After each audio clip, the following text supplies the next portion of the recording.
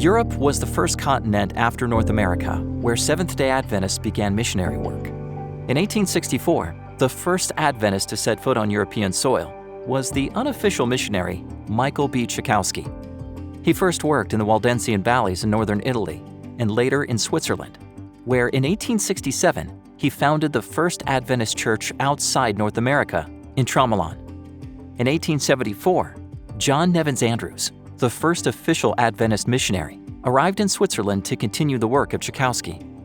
Today, Switzerland is part of the Inter-European Division of the Seventh-day Adventist Church. This territory includes 20 countries with almost 200,000 Adventists. There are Adventist publishing houses, schools, media centers, hospitals, and other institutions within this region. In Gland, Switzerland, an Adventist summer camp called La Plage has operated seasonally for years. This camp has been instrumental in changing the spiritual lives of Swiss young people. Arnaud came as a camper when he was a kid. The influence of this camp inspired him to live a life of service.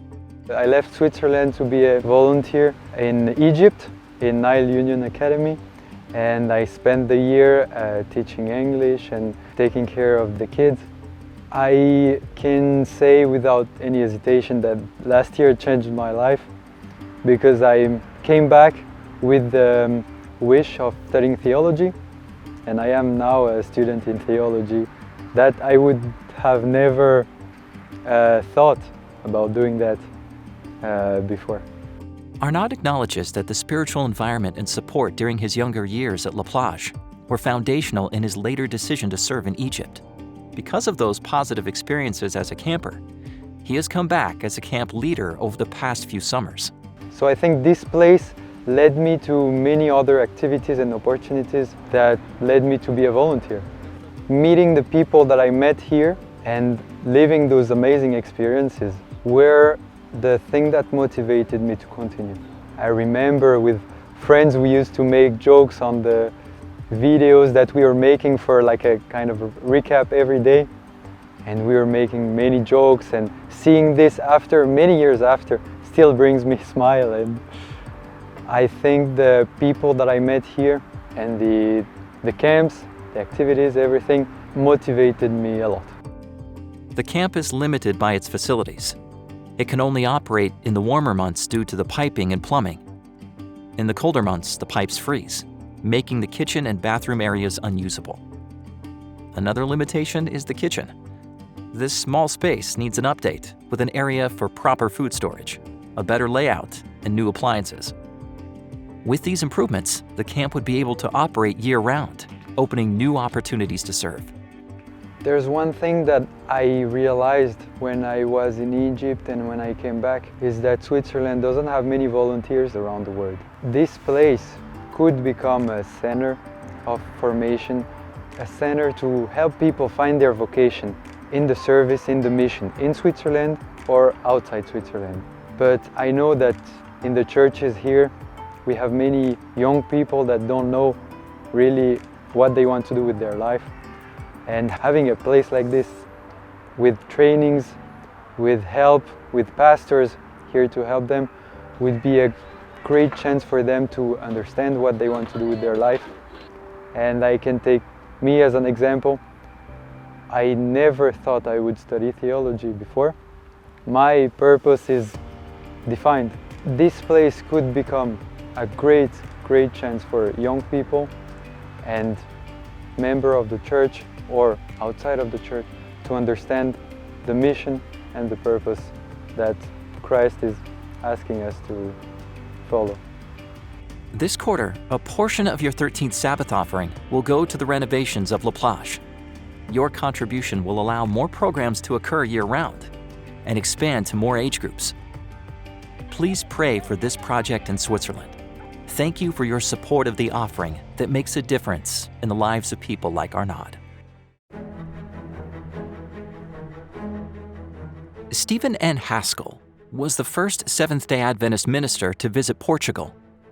Haskell traveled around the world at the service of the General Conference to scout the conditions for mission advancement.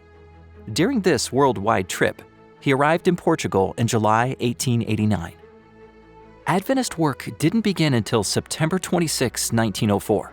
with the arrival of the first missionary couple from the United States to Lisbon, Portugal. Clarence Emerson and Mary Haskell Renfro, along with their baby, were a young family with a passion to share the Adventist message. They began learning Portuguese, and soon after, they began selling Adventist literature, making missionary contacts and visits, and preaching.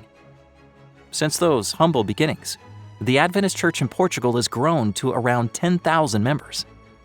But with 10 million people in the country, the mission challenges are still evident. It is difficult to share the gospel in the growing cities. People are busy, distracted, and interested in things outside of Christianity. One of the ways Adventists have built meaningful connections in Portugal is through education. The Setúbal Adventist School opened in 1983. Lolita helped open the school and was its first teacher. She remembers how it started with only 2 students being taught in the church. And so it was Fernando and Georgie who first attended school here in Setúbal. From there, other children came. Many children came. At the end of the first year, we had 28 children, and we continued. We were allowed to keep this open, and many more children came to attend the school. They quickly outgrew the small church space, until eventually the building next door became available and they moved in.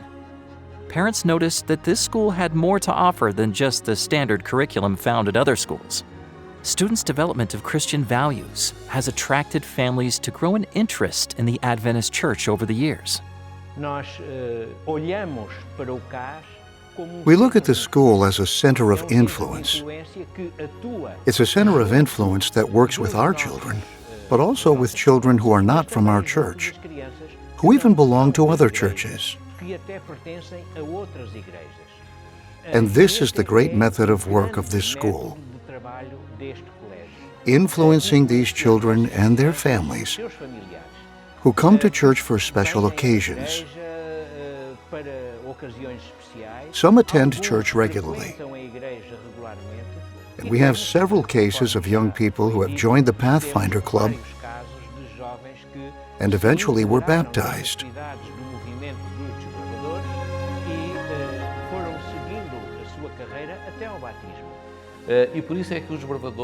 And that is why Pathfinders are exactly a complement to the church's educational project. Ultimately, they seek to educate for eternity. This church, at its base, clearly has a mission vision. And what we have seen in these 40 years of work by this school in Setúbal is a very strong connection between what school life is and the life of the church.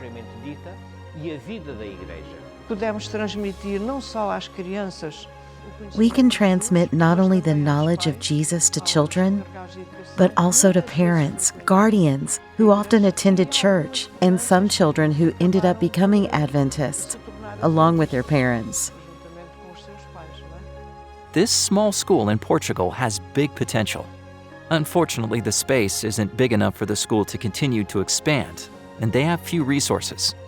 Staff, students, and their families pray for a new building that can accommodate this school's potential. This quarter, a portion of your 13th Sabbath offerings will help construct a new school building in a fast-growing area of the city.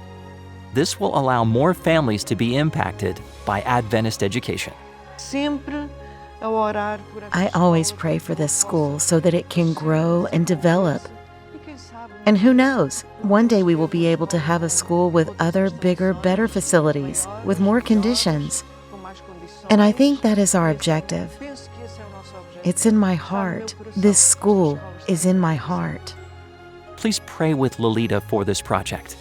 Thank you for supporting the 13th Sabbath offering that will impact the lives of families in Portugal.